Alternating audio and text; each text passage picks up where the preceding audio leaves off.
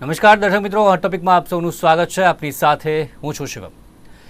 દર્શક મિત્રો, હોટ ટોપિકમાં વાત કરીશું આજે પાણીની. દર વર્ષે 22મી માર્ચે દિવસ કે જ્યારે વિશ્વ જળ દિવસની ઉજવણી કરવામાં આવે છે. અલગ અલગ થીમ આધારિત આની ઉજવણી કરાતી હોય છે. અલગ અલગ કાર્યક્રમો ખાસ કરીને થતા હોય છે. પાણી બચાવવા માટેના ખાસ જે પ્રકારે સંદેશ છે તે આપવામાં આવતા હોય છે. આપણે ગુજરાતની વાત કરીએ તો ગુજરાતમાં ઘણા એવા વિસ્તારો છે કે જે પાણી માટે આજે પણ આ સમયમાં પણ વલખા મળી રહ્યા છે. તેમાં બનાસકાંઠાના જે પ્રકારે ઘણા બધા ભાગોની આપણે વાત કરીએ. ઉનાળાનો સમય છે તો ઉનાળાના સમયમાં ખાસ કરીને પાણી માટે વલખા મારતા લોકો પણ આપણે જોયા છે. મોટા મોટા શહેરોમાં પણ પાણી માટે તંગી કે જે સર્જાતી હોય છે. પાણી બચાવવું કેવી રીતે તે એક મોટો સવાલ કે જે બન્યો હોય છે. દર વખતે આપણે એ પર ચર્ચા કરતા હોઈએ છીએ કે વરસાદી પાણીનો સંગ્રહ કેટલા પ્રમાણમાં વધારે કરી શકાય જેથી એનો ઉપયોગ પછીથી થઈ શકે છે. આ સિવાય પાણી બચાવવાની તો વાત આવે છે, પરંતુ શુદ્ધ પાણી જે પીવાની વાત આવે કે લોકો સુધી શુદ્ધ પાણી પીવે તે પણ ક્યાંક ને ક્યાંક એક સવાલ બની રહ્યો છે. સાથે જ ભૂગર્ભ જળ એ એક મહત્ત્વનું પાસું છે અને અત્યારે ગુજરાતની આપણે વાત કરીએ તો ભૂગર્ભ જળ તે પણ ક્યાંક ખાલી થઈ રહ્યું છે. એ પણ એક સચ્ચાઈ છે. રાજ્યમાં ભૂગર્ભ જળ એ પણ ક્યાંક ને ક્યાંક પીવા લાયક નથી, કારણ કે 25 જિલ્લા એવા છે કે જ્યાં ફ્લોરાઇડનું પ્રમાણ આ ભૂગર્ભ જળમાં વધ્યું છે અને એ ક્યાંક ને ક્યાંક માનવ માટે જોખમકારક છે. કોઈ પણ જે સજીવ હોય તેમના માટે આ જોખમકારક છે. 25 જિલ્લા જે ફ્લોરાઇડનું પ્રમાણ વધે અને તે ક્યાંક ને ક્યાંક નુકસાનકારક હોય છે. તો પાણી વગર આપણા જીવનની કલ્પના કરવી પણ મુશ્કેલ છે, તે આપણે સૌ જાણીએ છીએ. ત્યારે દુનિયાની અડધી વસ્તી અત્યારે જળ સંકટનો સામનો હાલ આ સમયમાં પણ કરી રહી છે, જે ચિંતાનો વિષય ચોક્કસથી છે. તો એક સર્વે જે થયો હતો ગયા વર્ષની વાત કરી રહ્યા છીએ, ત્યારે 2040 સુધીમાં આપણે વાત કરીએ તો દર 4માંથી જે એક બાળક કે જે જળ સંકટનો સામનો કરતો હશે, આ એક સર્વે ગયા વખતે થયો હતો. સાથે અમદાવાદની આપણે વાત કરીએ તો ઘણા બધા જે NGOs છે કે પછી સરકાર પણ સતત પ્રયત્નશીલ રહેતી હોય છે કે પાણી કેવી રીતે બચાવવું જોઈએ. લોકો પણ ખાસ સંદેશ આપતા હોય છે. ત્યારે આપણે વાત કરીએ તો જનતાના જે નગરસેવક છે ખાડિયાની, ખાસ કરીને આપણે વાત કરીએ તો ખાડિયાના કોર્પોરેટર છે પંકજભાઈ ભટ્ટ, તે કે જે ક્યાંય લીક થતું પાણી જુએ છે તો ત્યાં ખાસ પ્રકારના જે બૂચ હોય છે તે લગાવવાના હોય છે જેથી પાણીનો વ્યય એટલો ન થાય. અને પંકજભાઈ ભટ્ટની વાત કરીએ તો અત્યાર સુધી તેમણે 12,000 એવા બૂચ કે જે લગાવ્યા છે કે જ્યાં એ જુએ છે કે અહીંયાથી પાણી લીકેજ થાય છે તો પાણીનો વ્યય ન થાય એટલા માટે આ કાર્ય તેઓ સતત કરતા આવ્યા છે. એ પણ આપણી સાથે જોડાશે અને ચર્ચા કરીશું આજે વિશ્વ જળ દિવસ પર શું છે પાણીની સ્થિતિ અત્યારે વિશ્વમાં, કેવું પાણી આપણે પી રહ્યા છીએ, શું જરૂર છે હજી પણ ભવિષ્યમાં, કેવો સમય આવશે જો આપણે સુધરીશું નહીં તો. આ તમામ બાબત પર ચર્ચા કરીશું. ચર્ચા સાથે બે મહેમાન જોડાઈ ગયા છે મારી સાથે, પર્યાવરણવિદ પ્રિયવદન શાહ અને સાથે જ પંકજભાઈ ભટ્ટ, જે આપણે વાત કરી કોર્પોરેટર ખાડિયા વિસ્તાર. સ્વાગત છે બંનેનું નિર્માણ ન્યૂઝમાં. સૌથી પહેલાં તો પ્રિયવદનભાઈ, વિશ્વ જળ દિવસ અને ગયા વર્ષે પણ આપણે ચર્ચા કરી હતી વિશ્વ જળ દિવસની, ત્યારથી લઈને અત્યાર સુધી સ્થિતિ થોડી ઘણી બદલાઈ છે. એમાં કોઈ ફેરફાર વધુ જે આવવો જોઈએ તે નથી આવ્યો. આપનું શું માનવું છે? પાણી દિવસ પર ખરી ઉજવણી જો કરે તો કઈ રીતે થઈ શકે? આપણા ભૂતપૂર્વ રાષ્ટ્રપતિ અબ્દુલ કલામ સાહેબે એવું કહેલું કે 2070માં 1 લોટા પાણીથી નાહવું પડશે. જો આવી પરિસ્થિતિ ડેવલપ થતી રહે તો મુશ્કેલીઓ આવવાની છે. આપણે જુઓ ને તો 133 કરોડને આપણે સ્વતંત્ર થયા ત્યારે 33 કરોડની હતી આપણી વસ્તી, જે અત્યારે 142 કરોડ થઈ ગઈ છે. તમે વિચારો કે 4 ગણાથી પણ વધારે. એટલે લગભગ આપણે એ પરિસ્થિતિમાં આવી ગયા કે જે વોટરનો જે જથ્થો છે, પાણીનો જથ્થો છે, એ તો લિમિટેડ છે. એમાં વરસાદનું પાણી હોય કે અંડરગ્રાઉન્ડ વોટર જે આપણે વાપરી રહ્યા છીએ એ 3000 વર્ષ જૂનું થઈ ગયું છે.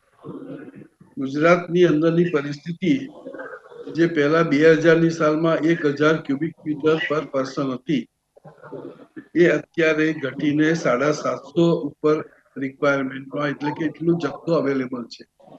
સ્ટાન્ડર્ડ રિક્વાયરમેન્ટ તો 1700 ક્યુબિક મીટરની છે. આખા જો વ્યવસ્થિત પાણી વાપરવા માટેનું જે વર્લ્ડ હેલ્થ ઓર્ગેનાઇઝેશન કહે છે એ પ્રમાણે 1700 ક્યુબિક મીટર.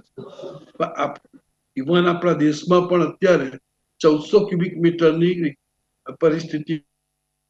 જ્યારે ગુજરાત અત્યારે 700 ક્યુબિક મીટર પર પર્સન પર યરમાં અત્યારે આપણી પાસે અવેલેબલ જથ્થો એવરેજ છે, જે સૌરાષ્ટ્ર, પછી આપણે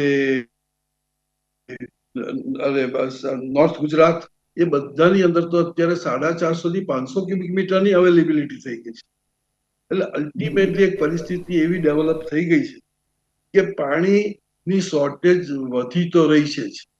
પોપ્યુલેશન જેમ વધે છે, શોર્ટેજ વધે છે. બીજી એક વસ્તુ જોઈએ, અમે 1986-87-88માં દુકાળના વર્ષોમાં અમે પાણી બચાવો ઝુંબેશની શરૂઆત કરી સાહેબ. અને એ વખતે પાણી બચાવો ઝુંબેશ માટે હું અમરસિંહભાઈ ચૌધરીને મળેલો, સીએમ ને. મને કે યાર આવી તો કોઈ ઝુંબેશ હોય? મને કે તમારી ઝુંબેશ સક્સેસફુલ જશે ને એ દિવસે હું તમારે ત્યાં આવીશ. અને સાહેબ હકીકતે એવું થયું કે એ વખતે રામાયણ અને પેલું મહાભારત ને બધું ચાલતું હતું. એ દિવસોમાં અમારા આ અંગેના મિટિંગો, આ અંગેની કોન્ફરન્સો હાઉસફુલ જતા હતા.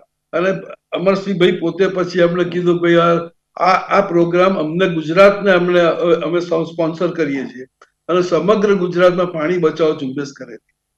તો આ એક પરિસ્થિતિ એવી છે, આપણે જો જોઈએ ને રોજબરોજમાં, તો 30% પાણી તો વેસ્ટેજ જાય છે. હવે એ જો 30% બચાવીએ તો પણ ઘણી બધી સગવડતા થાય. આપણે હવે અત્યારે તો બધા લેટેસ્ટ બધા ઉપકરણો આવી ગયા. આરઓ પ્લાન્ટ નાખો 10 લીટર માટે 30 લીટર વેસ્ટેજ. હવે આ બધું વેસ્ટેજ બચાવવું પડે સાહેબ. ઇઝરાયલની અંદર હું 10 દિવસ માટે ટેકનિકલ ટૂરમાં ગયો હતો. ત્યાં 5 ઇંચ વરસાદ પડે છે અને ત્યાં પાણીની શોર્ટેજ નથી. એ લોકો ઘઉં ચોખાઈ પકવે છે, કેળા ઉગાડે છે કે જેમાં મેક્સિમમ પાણીનું રિક્વાયરમેન્ટ હોય, એ છતાં એ લોકો કરી શકે છે. કેમ? અને આપણે ત્યાં લગભગ એવરેજ 25 ઇંચનો વરસાદ જો ગણીએ તો પણ આપણે ત્યાં પાણીની શોર્ટેજ હોય છે સાહેબ. ચેરાપુંજીની અંદર જે 450 થી 500 ઇંચ વરસાદ પડે છે, ત્યાં માર્ચ એપ્રિલ આવે ત્યારે પાણીની શોર્ટેજ હોય છે. હવે આ કેવું આપણું મેનેજમેન્ટ છે? હવે આ મેનેજમેન્ટની અંદર આપણે મુખ્ય વસ્તુ ઘણી બધી વસ્તુની સુધારો સૂચવે છે.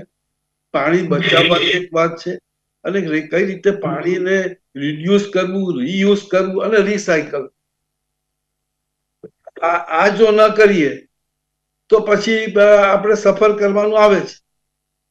દરેક જણે પોતાનું પાણીનું બજેટ બનાવવું પડે કે ભાઈ મને 140 લીટર પાણી મળે છે, મારે કઈ રીતે ઘટાડવું, એ તો કોઈ વિચારતું જ નથી. હું સાહેબ સુરેન્દ્રનગરમાં એક લેક્ચર આપવા ગયેલો આ પાણી ઉપર જ, અને જે ભાઈને ત્યાં ઉતરેલો ત્યાં એક નાની બેબી હતી. મને એમ થયું કે લાવું એને કંઈક થોડું શીખવાડી દઉં. એટલે મેં કીધું બેટા તમારે ત્યાં કોઈ મહેમાન આવે તમે કેટલું પાણી આપો? એ કે પેલા પૂછી જ લઈએ છે અંકલ કે તમને અડધો ગ્લાસ આપું કે આખો ગ્લાસ આપું, પૂછી લઈએ છીએ. મને અહીંયા સમજાવવાની જરૂર નથી. ત્યાં આગળ સાહેબ 125 લીટરમાં આખું ફેમિલી મેન્ટેન થાય છે. અહીંયા 125 લીટર એક એક માણસને આપવામાં આવે છે. બધી જગ્યાએ અમુક જગ્યાએ 2 દિવસે પાણી આવે છે, અમુક જગ્યાએ 3 દિવસે પાણી આવે છે, અને એ પણ અડધો કલાક ને 5 કલાક ને એવું બધું. અને છતાં આપણે ત્યાં જો જોવામાં આવે તો અહીંયા આગળ તો પુષ્કળ પાણી આવે છે, અમદાવાદમાં પર્ટિક્યુલરલી. અને આપણે પાણીનો બગાડ કરીએ છીએ, અને છતાં લોકોને એટલી અમુક જગ્યાએ તો કે પાણી આવતું નથી, અમુક જગ્યાએ થોકબંધ આવે છે, અને અમુક જગ્યાએ પુષ્કળ વેસ્ટેજ થાય છે. પાણીનું આખું સાહેબ રસ્તા ઉપર પાણીના રેલા જતા હોય છે, અને આ બગાડ કોઈને દેખાતો જ નહીં હોય. ચોક્કસથી આમ જુઓ ને તો પાણીની માટે જો આ પ્રોબ્લેમ થવા, પાણીના યુદ્ધો થશે સાહેબ. હવે પછી રહી તો ચોક્કસથી આ સમય પણ આપણે જોઈશું. આગળ પણ આવું આપણી પાસે અન્ય ચર્ચા કરવા માટે. પંકજભાઈ અનમ્યુટ કરજો, મ્યુટ છે.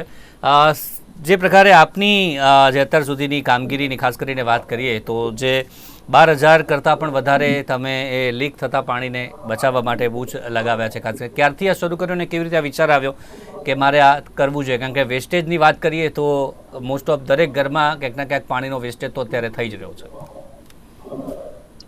અમારી વાત ચોક્કસ છે. અમે કયો વિચાર કર્યો, અમે અહીંયા કોટ વિસ્તારમાં રહીએ છીએ, અને અમે નાના હતા તો અમે ત્રીજે માળ પાણી અમારા ભાડવા એટલે 3 માળમાં અલગ અલગ લોકો રહે, પસ્તારી ઘર હોય બધા. હવે અહીંયા અમારે જોડે પહેલા તો આવું હતા નહીં, ટાંકી બાકીને કોઈ હતો નહીં, તો ઉપર ટાંકી હોય, નળિયા વાળું ઘર હતું એટલે ટાંકી મૂકવાનું એવું હોય નહીં. તો અમે બે હાથમાં, એક હાથમાં આમ ને એક હાથમાં આમ લઈને હું ડોલ ચડાવ ઉપર પાણી ચડાવતો હતો. મારી બેન ને બધા અમે ચડાવતો હતો. તો મને પાણીની કિંમત ખબર છે કે પાણી શું છે. હવે અને બીજું કે પાણી મને એમ થાય કે ત્યારથી સાહેબ આયા અને હું પોતે બી પેલા કોઈ બી વસ્તુમાં, કોઈ બી વેસ્ટેજમાં, હું અનાજમાં, આપણે ઘરમાં ખાવા બેસીએ ને તો આપણે એઠવાડ લઈએ તો આપણે પગે લાગતા. પહેલાના જમાનામાં આપણને આ સંસ્કાર હતા. અત્યારે સાહેબે કીધું કે કોઈને ત્યાં વધારે પાણી હોય છે તો બગાડે છે. હવે એ જ માણસના ત્યાં, એ જો ગામડે જતો હોય, કોઈ બીજી કે જતો હશે ને, તેને 12 દિવસ કે 6 દિવસે પાણી મળતું હશે ને, તો ત્યાં એ જોઈએ એટલું પાણી લેતો હશે. અને જ્યાં એનો બદલાયો, એ જ્યાં આવ્યો અને જે પાણી મળતું હતું, એ પોતે એવું વિચારતો નથી કે પાણી બચાવું, એ પાણી બગાડે જ છે. મેઇન વસ્તુ સાહેબે ઇઝરાયલની જે વાત કરી, તો ઇઝરાયલમાં આટલામાં બી એ લોકો આવું કામ કરે છે. તો તમારી મેઇન વસ્તુ અવેરનેસ છે કે મને મળ્યું છે તો મારે એને શું ઉપયોગ, જેટલો ઉપયોગ છે એટલું. આ બેનની છોકરીની વાત કરી આપણે સાહેબે કે ભાઈ તમને અડધો ગ્લાસ આપું કે આખો ગ્લાસ આપું. હું ગમે ત્યાં કોઈ બી વસ્તુ હું કાયમ કહું છું કે કોઈ બી વસ્તુ હું પહેલા આચરણ હું કરું છું. મારે પાણી જેટલું પીવું હોય ને તો હું પાણી અડધો ગ્લાસ જ કહું. કે આખો ગ્લાસ આપીએ, ભૂલથી આપી દીધું હોય ને તો હું આખો ગ્લાસ પી જ જાઉં, ભલે મારે ના પીવું. મેં આગળ પીને આવ્યું તો હું પી જાઉં. બીજી વસ્તુ બોટલનો જમાનો આવી ગયો. હવે આપણે અમુક જગ્યાએ કોર્પોરેશનમાં જ છે, દાખલા તરીકે, તો અમારા કોર્પોરેશનમાં એ બોટલ છે તે જ માણસ પી જ ના શકે. તો હું એ બોટલને શું કરું છું કે હું પીવું ને એટલી બાજુ મૂકી રાખું. કાં તો પેલા મને બોટલ આપવા આવે ને તો હું પહેલા મારી નજર આમથી આમ જાય કે કોની અડધી બોટલ પડી છે. એ બોટલ ઉઠાઈને હું પી લઉં. એટલે કે ભાઈ હું હેઠા જુદામાં નથી માનતો. મારે પાણી છે ને એ માણસ ઉભો થઈને જતો રહેશે, એને પાણી કિંમત નથી. એ બોટલ ત્યાં મૂકી દે, તમે શું કરશો? પટ્ટાવાળા કે કોઈ બી માણસ એ ફેંકી દેશે. મારે તરસ છીપાવી. તો મારા માટે એ મહત્વ છે. કારણ કે પાણી આપણા ઘરના લોકો જે હતી, શું કહેવત શું હતી કે પાણી બીજે ઘરની લક્ષ્મી બીજે હતી. બરાબર? જળ છે જીવન છે. તો તમે જ્યાં જૈન ધર્મમાં છે કે ઘીની જેમ પાણીને વાપરવું, તમે પુરાણમાં લખ્યું છે કે એક ટીપાનો જવાબ તમારે ઉપર આપવો પડશે. હું સાહેબ આ એવું નહીં કે મેં હંમેશા જીવનમાં હમણાં બી મેં કીધું કે હું આચરણ કરવા માનું છું. હું બધાને પગે લાગુ કે બેન આ તું બંધ કરીશ તો તારા ઘરે પાણી આવશે. બીજે પાણી તું જવા દઈશ તો શું થાય? પણ જયારે મુસ્લિમ લોકો હતા એને હું આ કુરાનની વાત કરું કે બેન તારા ધર્મમાં શું લખ્યું છે, આ પાણીની કે ઉપર જવાબ આપવો પડશે ને. એ મારી જીભા જેટલું કહેવાય તો હું એને બીજા અર્થમાં લઈ જઉં છું. અહીંયા એમ કહું કે બેન તમે દાખલા રાજસ્થાનના છો કે ભાઈ એમપી ના કે યુપી, તમારે ત્યાં કેવી પરિસ્થિતિ હતી બેન? તમે ત્યાં પાણી શું કરતા હતા? 10 ગૌ દૂરથી પાણી લાવતા હતા ને, તો ત્યાં તમે પાણી કેવી કિંમત રહેશે? અત્યારે સાહેબ તમે જે વસ્તુ વાત કરી ને, તો મેં 2700 થી વધારે તો હું સવારના વહેલો છે ને 6:30 વાગે હું ઘરેથી નીકળી જાઉં. હું સ્કૂટર લઈને પહેલો રાઉન્ડ તો 7 વાગ્યા સુધી અંધારું હોય તો સ્કૂટર લઈને એવો આંટો મારું કે આ પોળમાં મારી નજર આમ જ હોય, મારી નજર સામે ના હોય. મને ભગવાન બચાવે. તો હું જ્યાં પાણી રેલો નીકળતો હોય ને એ ગલીમાં ઘૂસું, 5 સ્કૂટર મૂકીને ચાલતો અંદર જઉં કે રેલો આવ્યો ક્યાં. કેમ કે મને એમ થાય કે સાલું પાણીની કોઈક લાઈન લીકેજ હશે ને તો હું કોર્પોરેશન જાણ કરીશ ને તો કોર્પોરેશન એ લાઈન રિપેર કરશે. હું વિડીયો ઉતારું એનો કે ભાઈ આવું તમે કરો. સાહેબ હું રોજે 3 પ્લમ્બર મારી જોડે હોય છે. 3 પ્લમ્બરના પૈસા હું આપું છું. 3 પ્લમ્બર મારી જોડે રાખું છું કે ભાઈ ત્યાં દેખાતા જે વસ્તુ માફી થતી હોય કે પ્લમ્બર થતી હોય તો ઓન ધ સ્પોટ બતાવી દઉં. કેમ કે ભાઈ એ પાણી હું જવા દે 24 કલાક સુધી કે 48 કલાક કે 4 દિવસ સુધી જો પ્રોબ્લેમ સોલ્વ નહીં થાય ને તો પાણીનો વ્યવ જશે. એટલે એટલું કામ તો હું પેલા જાતે કરી જ નાખું. જેટલું માફી થતું હોય, પ્લમ્બર થતું હોય ને હું કરે જ જોડો એને. બીજી વસ્તુ ચકલી લગાવું છું. 2300 થી વધારે મેં ચકલીઓ લગાવી છે. એમાં કપલીન આવી ગઈ, સોલ્યુશન આવી ગયું, બધું અંદર આવી ગયું અને મેં જાતે રિપેર કર્યું. હું એટલા માટે રિપેર કરું છું કે બેનને કે ભાઈને ખબર પડે કે પંકજભાઈએ મારા ઘરે નળ લગાવ્યો કે એને પાણીની કિંમત રહેશે, નળની બી કિંમત રહેશે કે ભાઈ હા સારું આ જતું હતું પંકજભાઈ બદલાઈ ગયા. તે વડે દૂરથી આવે ને, હું કોઈ બી ફરતી ડાઉનમાં ગયો કે ગયો ને તો જેના ઘરે ચકલી નહીં હોય ને એ મારી રાજી બેઠો હોય છે. સૌથી પંકજભાઈ મારી ચહીન તૂટી ગઈ છે, રાખી દીધો ને કે એટલે તમે જીવનમાં આપણે હા જ્યાં જ્યાં અત્યાર સુધી જે બચાવ્યું છે, પાણી ચકલી લગાવી છે કે કોઈ પણ તમે બચાવ્યું તે એના પછી એ લોકોમાં એ સમજ આવી છે, એના પછી એમણે પાણી બચાવવાની શરૂઆત કરી દીધી હોય એવું પણ ચોક્કસથી થયું છે, સમજ એટલા પ્રમાણમાં આવી ગઈ હશે. આ સવાલ જવાબ આગળ લઈશું આપણી પાસે. પ્રિયવર્ધનભાઈ, અત્યારે આપણે ફ્લોરાઇડની જે પ્રકારે મેં વાત કરી કેટલા પ્રમાણમાં કેટલા 25 જિલ્લા એવા છે કે જ્યાં ફ્લોરાઇડનું પ્રમાણ, ભૂગર્ભ જળ ખાસ કરીને વાત કરીએ છીએ કે ભૂગર્ભ જળ અત્યારે પીવાલાયક નથી, એ પ્રકારના જે અહેવાલો છે, કારણ કે ફ્લોરાઇડનું પ્રમાણ વધ્યું છે અને ફ્લોરાઇડનું પ્રમાણ વધવાથી આપણને શું શું નુકસાન થઈ શકે અને એના માટે શું કરવું જોઈએ બચાવવા? સાહેબ, મચ્છુ ડેમ જયારે તૂટ્યો મોરબી અમારે જવાનું થયું અને ત્યાંના ગામડાઓમાં જયારે ફરવા અમે બધે એનું પેલું સ્ટેટસ જોવા નીકળેલા અને શું કરી શકાય એ માટેની પરિસ્થિતિનો તાગ મેળવવાનો, ત્યારે અમે દરેક ઘરમાં છે ને દોરડા લટકતા જોયા. મેં કહ્યું આ દોરડા કેમ લટકે છે? દરેક ખાટલા ઉપર દોરડું હોય. મને કે સાહેબ સવારે ઉઠીએ કઈ રીતે? મેં કહું ઉઠવા માટે દોરડું કેમ? કે ઉઠાતું જ નથી. સાહેબ, this is the problem of fluoride. ફ્લોરાઇડના કન્ટેન્ટ્સને કારણે બધું જકડાઈ જાય, શરીર આખું જકડાઈ જાય ને હાડકા પેલા પોલા થઈ જાય. આ પરિસ્થિતિ હું તમને મચ્છુ ડેમ વખતની વાત કરું છું અને એ પછી તો પાણી ઘણું બધું ઉતરી ગયું. એટલે આ પરિસ્થિતિ ધીરે ધીરે ધીરે જે રીતે વધી રહી છે, it is going to create a big problem. આના પર પ્રતિબંધ પણ મૂકેલો કે ભાઈ કુવા ઊંડા કરવા હોય તો બધા પરમિશન લેવી પડે, એ બધું બાજુમાં રહી જાય છે, પૈસાથી બધું થઈ જાય છે. આ એક બીજી અહીંયા આપણે એની જ વાત કરો ને, જેતપુર વાળી વાત. બધા પેલા પર્કોલેટિંગ વેલ કરીને એની અંદર જ પેલું કેમિકલ વાળું પાણી નાખ કરે, પાણી કેટલું થાય પ્રદૂષિત. અને એ કેમિકલ વાળું પાણી લોકો પીએ તો એની હાલત શું થાય? એટલે આ સાહેબ આખી એક વસ્તુમાં તમે જુઓ ને, આ વખતનો જે થીમ છે ને એ પાછો જુદો છે. પાણી માટેનો આ વખતનો થીમ છે એ ગ્લેશિયર્સ ઉપર છે. બરફના જે પર્વતો ઓગળી રહ્યા છે આ ક્લાઇમેટ ચેન્જ કારણે, જે ટેમ્પરેચર વધી રહ્યું છે એના હિસાબે ક સમયે પણ પૂર આવતા હોય છે. અને એ પરિસ્થિતિના કારણે એ બધું પાણી જાય છે વેસ્ટેજ. દરિયાની જો સપાટી આ રીતે જો બધા આવા ગ્લેશિયર્સ ઓગળી જાય તો પરિસ્થિતિ એવી થાય કે દરિયો 1.5 મીટર ઊંચો આવે અને દરિયો જો 1.5 મીટર ઊંચો આવે તો ઇન્ડિયા અડધું ડૂબી જાય. આ બધી પરિસ્થિતિ એકબીજા જોડે કનેક્ટેડ છે. આપણા જંગલો સાહેબ 36% જંગલો અત્યારે ઇન્ડિયાના એવરેજમાં 16% છે. ગુજરાતમાં હાર્ડલી 5% છે. છૂટા છવાયા વૃક્ષારોપણ કરવાથી નો ડાઉટ વૃક્ષો વાઈએ સારું જ છે, પણ એ જંગલોનું ફોર્મ નથી લેતા. આ જંગલોનું જે એની જે આખો ઇકોલોજી જે છે એ અલગ છે, એની જીવસૃષ્ટિ અલગ છે.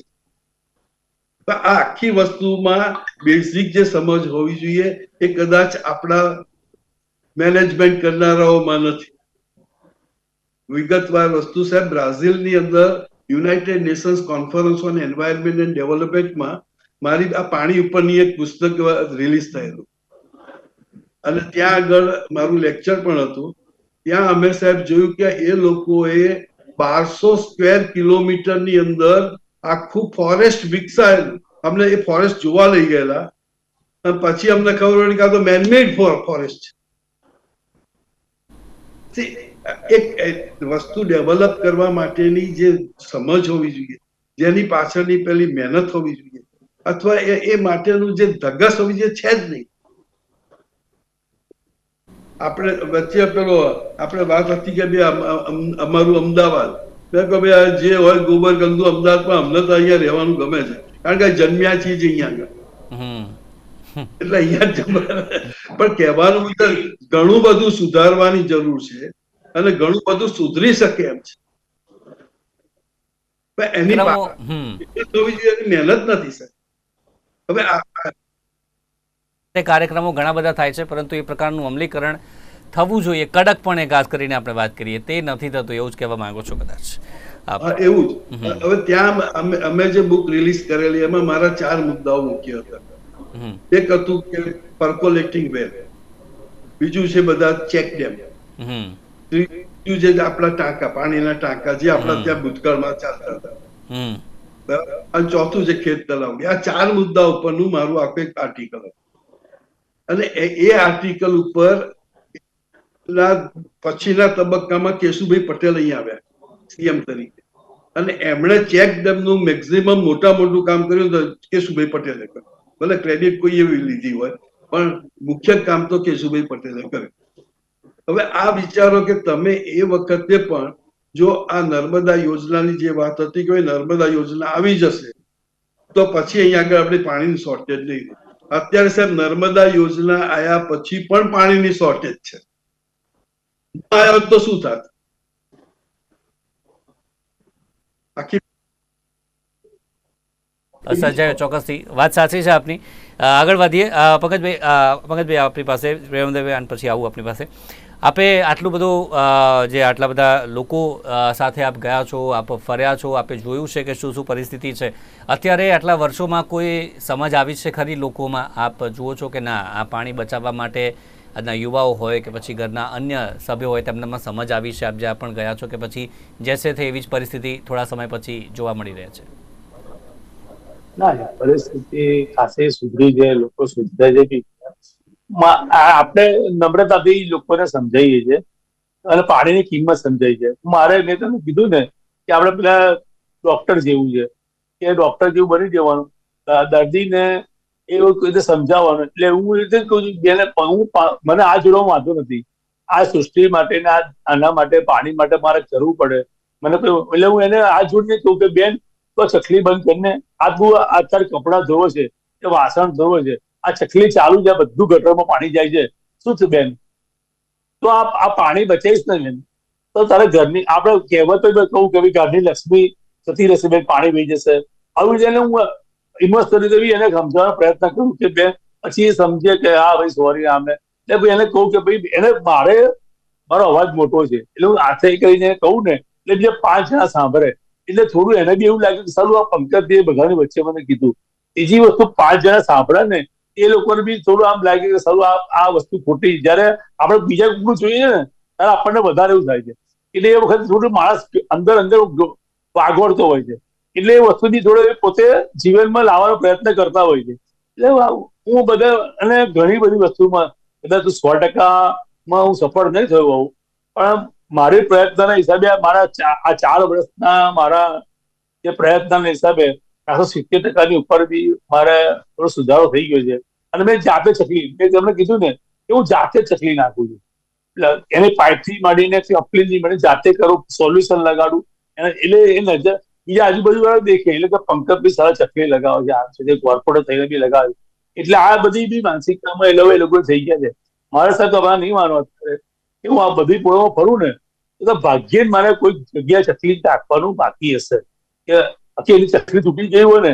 કારણ કે અમુક જગ્યાએ એવું હશે કે અમારે પેલા એના આટા છે ને એ ખલાસ થઈ ગયા હોય તો એ ત્યાં ચકલી લાગે નહીં, પછી એને અમારું લોખંડ નહીં હોય તો પછી ત્યાં મારે બૂચ કરવું પડે. આ બૂચમાં બી એક બહુ મોટી વાત છે સાહેબ કે બૂચ હું મારવા જાઉં ને તો ત્યાં ના લાગે. એટલે હું મારી પ્લાસ્ટિકની કોથળીઓ રાખું છું અને કપડું રાખું છું. એટલે પેકિંગ તરીકે મૂકીને હું બંધ કરું. એને બધું બતાવું કે જો બેન તું આ કરજે હો. કાં તો ભાઈ એને કહું કે ભાઈ તું જો એ કામ કર, તું સામાન લઈ આપજે. તો મારો પ્લમ્બર તને પૈસા નહીં લે પણ તારે સામાનથી તારે બધું બદલી આવશે ખરો. કારણ કે અમુક ટાઈમ એવું હોય કે હું જો વધારે પડતું જોર લગાડવા જઈએ ને કે એની ચકલી કે એની પાઇપ તૂટી જાય આખી. હવે અમુક જગ્યાએ એવું થાય કે લોખંડની પાઇપ હોય ને તો ખોદાણ કરીને કરવું પડે. એટલે બધી વસ્તુમાં પછી આપણે સમજાઈને, મારે પ્લમ્બરો છે એ પૈસા લે નહીં.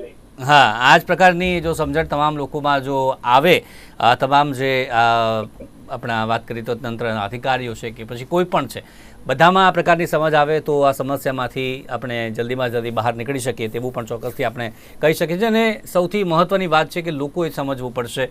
આપણે સરકાર તો પ્રયત્નશીલ કરતી હોય છે, પરંતુ આપણે પણ રિડ્યુસ, રીયુઝ અને રિસાયકલ કેવી રીતે કરવું જોઈએ. અને સૌથી વધારે જે મહત્ત્વનું આપણે વાત કરીએ તો જે વરસાદી પાણી છે તેનો સંગ્રહ કરવાનું શીખવું પડશે. તે પણ એક મહત્ત્વની બાબત છે. સાથે જ ભૂગર્ભ જળની આપણે વાત કરી કે તે પીપાલાયકની, તેની સાથે નદીઓના પાણીની વાત કરીએ, ત્યાં પણ જે કેમિકલોના પાણી ઠલવાઈ રહ્યા છે તેના મુદ્દે પણ સતત જે કાર્યવાહીઓ થતી હોય છે તેના પણ જે અનેક કિસ્સાઓ સામે આવતા હોય છે તે પણ રોકવા સરકારે ચોક્કસથી જરૂર છે. કારણ કે જળ છે તો જીવન છે, આપણે સૌ જાણીએ છીએ, અને પાણી બચાવવું આપણા સૌના ભવિષ્ય માટે ખાસ તો ખૂબ જ જરૂરી બન્યું છે. તો એ જ મુદ્દે ચર્ચા કરી. ચર્ચામાં જોડાયા પ્રેમવદનભાઈ અને સાથે જ પંકજભાઈ, બંનેનો આભાર અમારી સાથે જોડાયા, ચર્ચામાં જોડાયા તે બદલ. Thank you very much. તો દર્શક મિત્રો, હોટ ટોપિકમાં હાલ બસ આટલું જ. ફરી મળીશું નવા મુદ્દા સાથે. રજા આપશો. નમસ્કાર.